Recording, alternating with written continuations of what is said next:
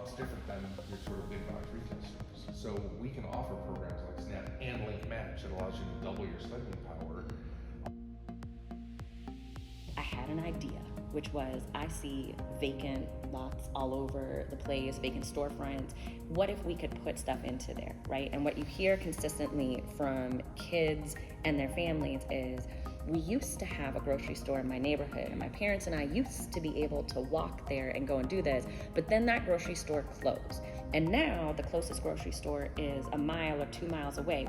We used to pick up like my grandma and I and just go grocery shopping. I thought it was just like we hanging out.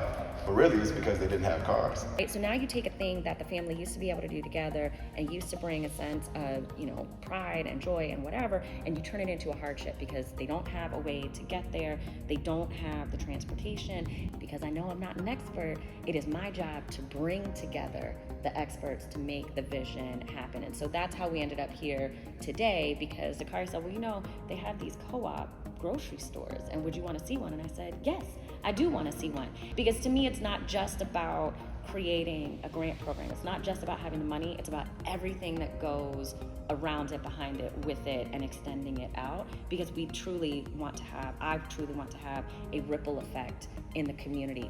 Yes. When you said you're working with farmers from Pembroke, I kind of perked up a little bit because I heard those stories. People saying, hey, we're working, but where's the food going? If the proverbial should ever hit the fan, that the people who will be left out or last to be included will be the folks in the Black community. And so what does it look like for them to be able to bridge that gap between rural farming and the folks inside of the city? And then after putting a few things together and learning about the co-op model, I thought, okay, wait a minute, now what if profit's not our only motivator here? Most of the stores that I've done are much smaller. They're bootstrap models. What's the minimum we need to do to provide fresh food? If we can change that narrative so that when something says local, it is actually from your community or from your region, and you know where that is, and you can put a dot on the map and say, hey, this came here. This is one that the representative and that Senator Belt and other folks in Black Latino caucuses were saying, hey, we need to do something about it. And the governor really saw as a priority in putting dollars into spaces like this.